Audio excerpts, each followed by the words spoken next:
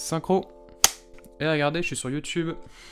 Salut à tous. Vu que maintenant on est un peu tous coincés entre nos quatre murs, je me dis autant de parler de trucs qui me plaisent. Et en l'occurrence, moi ce que j'aime bien c'est les films, voilà. Et donc là, je vais vous parler d'un de mes films préférés.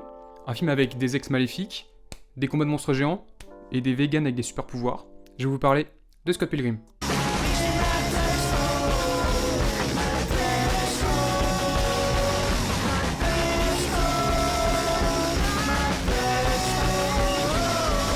2004, lors de la projection de son Shaun of the Dead, une comédie horrifique qui défonce, Edgar Wright, un jeune réalisateur anglais dont vous avez peut-être déjà vu son Baby Driver, reçoit de la part d'un producteur l'un des premiers comics de Scott Pilgrim.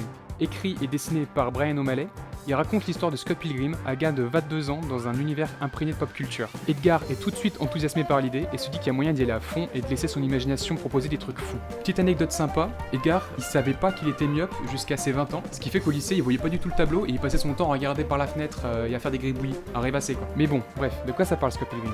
Ça se passe à Toronto.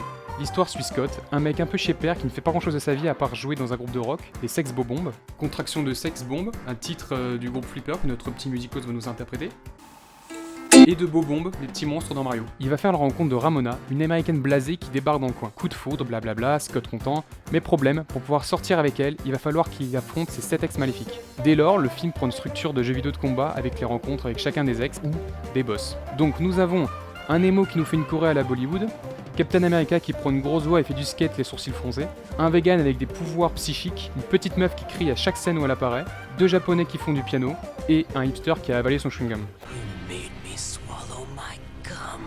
Le reste du film va suivre ces différents affrontements qui prendront toutes des formes différentes, de la bagarre classique à la battle de musique en passant par Captain America qui fait du skate. Bon, avec un pitch comme ça, Edgar il y avait moi qui se faisait vraiment plaisir. Après 6 ans à réécrire le scénario pendant la sortie progressive des BD de O'Malley, c'est avec un budget de 60 millions de dollars qui se lance dans la production de son film. Mais avant tout ça, il lui fallait son Scott. Pendant l'écriture de son second film, Edgar repart avec Michael Cera dans Arrested Development. Une série que je n'ai pas vue parce que il y a 5 saisons, pour juste se documenter sur une vidéo ça fait un peu long, ça m'intéresse pas. Pour Ramona, il va caster la sublime Mary-Elizabeth Winstead, dont voici un court extrait juste pour le plaisir.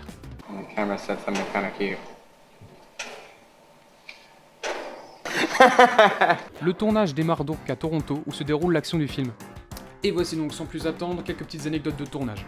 Pour les besoins du film, les acteurs du groupe Sex Bob-Bomb ont dû apprendre à jouer de leur instrument en 2 semaines, sauf Michael Cera qui était déjà bassiste à la base. J'imagine pas la corne qu'ils devaient avoir au bout de leurs doigts à la fin de chaque journée. La scène de rêverie avec la musique de Zelda où le décor change a été entièrement réalisée sans effets spéciaux.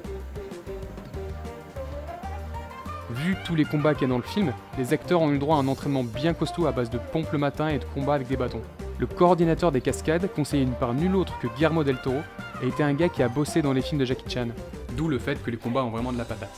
Ils ont eu leur instant Dude Perfect avec cette scène où il a fallu 33 essais pour mettre le bouquin dans la poubelle.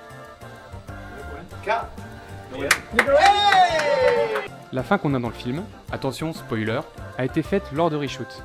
À la base, dans la fin originale, Scott finissait avec Knives. Mais cette fin n'a pas convaincu dans les projections test et on les comprend.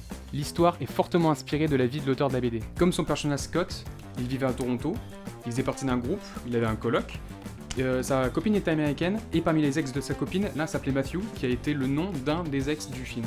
L'idée du nom Scott Pilgrim vient d'une musique du groupe Plantry de 98, musique que l'on peut retrouver dans la BO du film, que notre musicos va vous interpréter. Et un petit dernier bonus pour ceux qui écoutent du Kid Cudi, l'intro de She Knows This, de son dernier album, est une phrase de ce film. On va s'arrêter là pour les anecdotes, ça fait déjà pas mal. Ce qui ressort sur tout ce tournage, c'est la super ambiance. On voit souvent ça sur les making-of, mais là, ça se ressent vraiment qu'ils kiffaient tous le projet. On peut les voir jouer la DS entre les prises, ou bien on a Chris Evans qui disait que c'était la première fois qu'il ne voulait pas partir d'un tournage tellement il s'amusait. Même là, par exemple, vous savez à qui il me fait penser devant ses moniteurs ?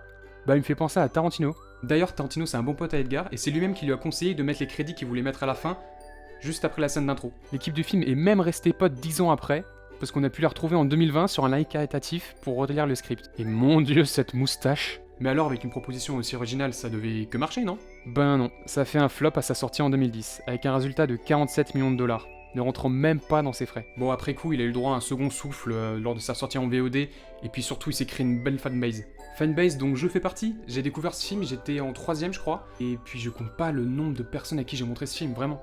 Et en vrai, je comprends pourquoi il a pas trop marché. Il s'adresse à un public de geeks, et en 2010, les geeks avaient dans l'imaginaire collectif un peu cette gueule-là. c'est sûr que lorsque la même année on a ça qui sort, ben un film avec une structure de jeu vidéo, ça peut vite passer pour un film de gamin. Mais c'est le cas en fait. Edgar a essayé de retranscrire ce qu'un ado est capable de se créer dans sa tête dans son monde de rêve. Et c'est pour ça qu'il agit souvent comme un gamin de 12 ans, ou qu'il est tout d'un coup capable de se battre comme un pro. Il décrivait aussi son film comme une comédie musicale, sauf que lieu que les personnages chantent pour résoudre leurs problèmes, ben là ils font la bagarre. On pardonne alors le fait que Scott ce soit un jeune adulte qui ait pas fini sa poussée d'hormones et qui ait des réactions ultra exagérées à tout ce qui se passe. Quand on arrive dans une époque où on aime bien les films avec des codes tout propres, tout réalistes, c'est vraiment cool d'en voir un qui crée ses propres règles, genre un monde où la police végane existe et où les colis Amazon arrivent dans la minute. Quoique, l'un de ces deux trucs-là est vrai. Je vous laisse juger de quoi. Donc, ouais, c'est un film de geek, mais vas-y, c'est cool d'être un geek, et ce film le montre super bien avec son esthétique que j'ai rarement vu ailleurs. D'ailleurs, si on cherche une définition du mot geek, on trouve ça. Personne qui possède de grandes connaissances dans un domaine précis, tel que l'informatique, les nouvelles technologies, la science-fiction ou encore les jeux vidéo. Cette passion, parfois mal comprise, est poussée à l'extrême dans le cas des nerds ou des no-life. Pour cette raison, le terme geek est aussi utilisé de façon péjorative. En fait, on peut résumer ça en disant qu'un geek, c'est juste quelqu'un qui s'intéressait aux choses nouvelles avant tout le monde. Il y a 10 ans, c'était en effet un peu péjoratif. Mais aujourd'hui, les domaines du jeu vidéo et de la science-fiction ne s'adressent plus du tout à un public de niche, mais à tout le monde. Il n'y a qu'à voir les recettes du secteur du jeu vidéo ou bien le bordel que provoque la sortie d'un Star Wars. Sauf toi. Toi, tout le monde s'en fout. Bon, je m'éparpille un peu là, revenons à Scott Pilgrim. En fait, je vois ça comme un film qu'on peut dire comme générationnel, fait par une bande de grands enfants qui ont voulu se faire plaisir en mettant en scène de façon méga clean l'imagination d'un gamin de 13 ans qui s'invente son petit monde parfait.